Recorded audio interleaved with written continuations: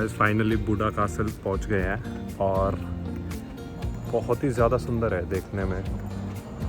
One of the best places है, one of the best नहीं, best places ही है। अगर आप बुडापेस्ट में हो और यहाँ की हिस्ट्री और कल्चर को एक्सप्लोर करना है तो इससे बेटर कोई प्लेस नहीं हो सकता। इसके अंदर बुडापेस्ट में जितने भी पिछले, यहाँ पे मैंने कुछ घूमा अभी, मुझे देख के ही लग रहा है बुडापेस्ट के साथ बहुत ही गलत हुआ है। बूढ़ा के साथ तो खासकर हर बार कुछ ना कुछ तोड़ देते थे, कुछ ना कुछ हो जाता था। एम्पायर चेंज होता था तो फिर इस पैलेस को चेंज कर देते थे। कासल में डिफरेंट मॉडिफिकेशंस देख कर देते थे।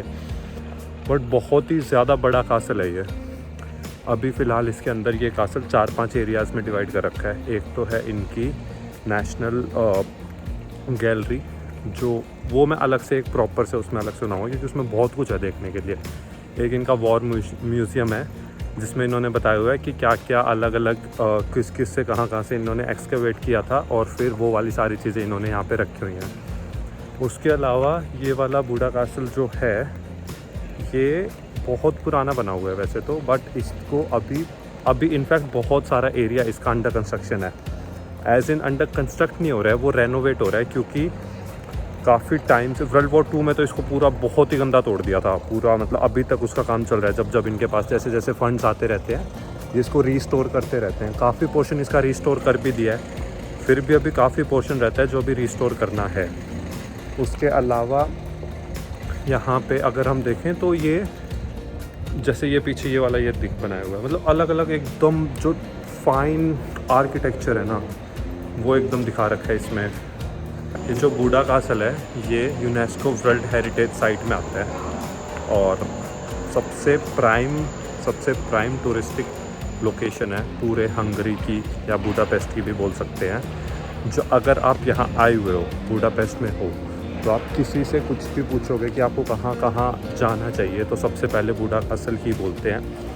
बिकॉज ये बहुत सारी चीज़ें कवर करता है। यहाँ पे 5-6 चीज़ें हैं अलग अलग प्लेसेस हैं जहाँ से आप पूरा पैनोरामिक व्यू ले सकते हो पूरे सिटी का।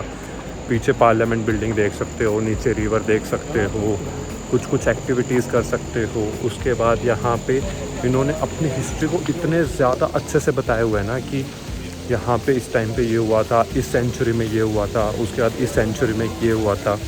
वो सब चीज़ें घूम के फील कर सकते हैं कि हाँ इनका कल्चर, इनकी हिस्ट्री कितनी ज़्यादा डीप है। और अभी सभी इसको शूट कर रहे हैं पीछे। जो डिटेल्स बनाई हुई है ना, जैसे कोई भी एक बेसिकली एक स्ट्रक्चर बनाया हुआ है इन्होंने, सिंपल डिटेल्स जो होती है नॉर्मल, इतनी ज़्यादा इंटेंस और इतनी ज़्यादा डिटेल्ड है ना वो नॉर्मली अपने जैसे इंडिया में भी मैं देखता हूँ उससे काफ़ी अलग है। आर्किटेक्चर को आएगा से काफ़ी ज़्यादा। देखो ये जो पीछे चल रहा है ना ये अंडर कंस्ट्रक्शन है, अंडर रेनोवेशन है ये पूरा पार्ट। काफ़ी सारे पार्ट्स अलग अलग उसमें अलग अलग एरियाज़ में फोर्ट के अंडर रेनोवेशन है, विच इज़ प्रिटी गुड। पूरा रिस्टोर कर रहे हैं ये। अभी यहाँ पे मैंने 2-3 चीज़ें देखी हैं, 2-3 चीज़ें देखनी बाकी हैं।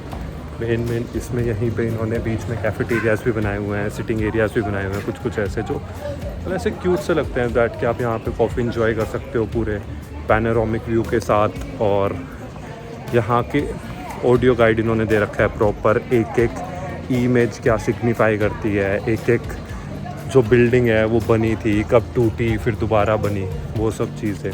और जो जैसे मैं अभी बोल रहा था ना कि ये बहुत ज़्यादा डिटेल्स को ध्यान देते हैं, तो ये देखो जैसे ये पीछे बना रखा है घोड़ा, एकदम प्रॉपर इतना डिटेल्ड है, इतने अच्छे से बना रखा है। आई डू नॉट सी कि और कोई इतना अच्छे से करता होगा। तो ये सब चीज़ें हैं, काफ़ी बढ़िया लगता है। और ये देखो मैंने पैनोरामिक व्यू भी देखा है बनाया है सिटी का, यहाँ से कैसा व्यू आता है, कौन कौन से पार्ट्स हैं जो इन्होंने कवर किए हुए हैं, राजा वगैरह जो इनके पूरा एम्पायर था अलग अलग वे पे। पहले ऑटोमन रूल हुआ 16th सेंचुरी में, हैब्सबर्ग आया, उसने अलग से अपना आर्किटेक्चर इसमें बनाया, कैसे इनकॉर्पोरेट किया अलग अलग चीज़ें, वो बहुत बढ़िया है, देख के अच्छा लग रहा है। अभी मैं फ़िलहाल क्या कर रहा हूँ, अभी मैं जा रहा हूँ नेशनल गैलरी इनका, जो बेसिकली 3 फ्लोर्स पे है और अलग अलग सेंचुरी वाइज इनके आर्किटेक्चर को डिफ़ाइन करती है।